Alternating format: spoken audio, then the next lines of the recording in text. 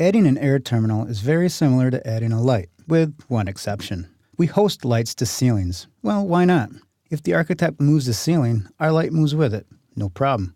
An air terminal will do the same thing. This is actually not the best workflow. The problem is, a light has nothing physically hooked to it. If it moves up a foot or two, no problem. An air terminal, however, has a duct hooked to it. If the air terminal moves up to the point where Revit can't make the duct connection, you'll get errors all over the place. So let's do this. We're going to add an air terminal, but then we'll establish what the ceiling height is before we place the terminal. Then we'll change the CFM that the terminal is responsible for. To get going, let's go to our HVAC, Ceiling Plans, One Ceiling Mech. Let's zoom in on this area right here. Like I just said, we're going to put in an air terminal, but we don't know what that ceiling height is.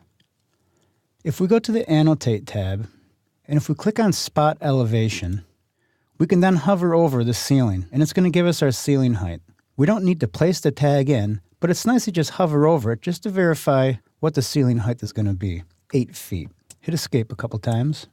Now on the Systems tab, let's click on the Air Terminal button on the HVAC panel. Let's select Supply Diffuser, 24 by 24 face, 12 by 12 connection. 12 by 12 connection is a little bit big, so let's click on Edit Type. Let's duplicate. Let's give it an 8 by 8 connection. Let's get rid of the number 2. And let's hit OK. Let's change the duct width to 8 inches. Notice the duct height is going to change with it. Click OK. Now again, notice that we can't really see it. So what I want to do is, in the properties, let's set the offset to 8 feet. This is what we verified the ceiling to be at. I'm going to put an air terminal right here. Then I'm going to hit Escape a couple times. Go ahead and select your air terminal. Let's click the Move button. Let's move this air terminal from this endpoint to this midpoint. Let's also turn off all of our arrows. With the diffuser still selected, under Mechanical, uncheck Up, Right, Left, Down, and hit Apply. Hit Escape a couple times. Go ahead and select your diffuser.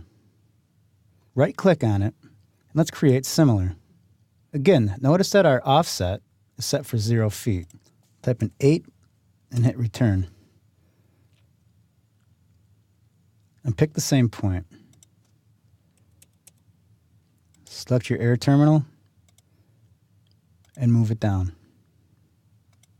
A quicker way to do this is to simply copy the air terminal. Select your air terminal, click the Copy button. Let's copy it down to here. Let's hit Escape a couple times. The last thing we should do is change the CFM. With the Control key down, select all 3 of these terminals.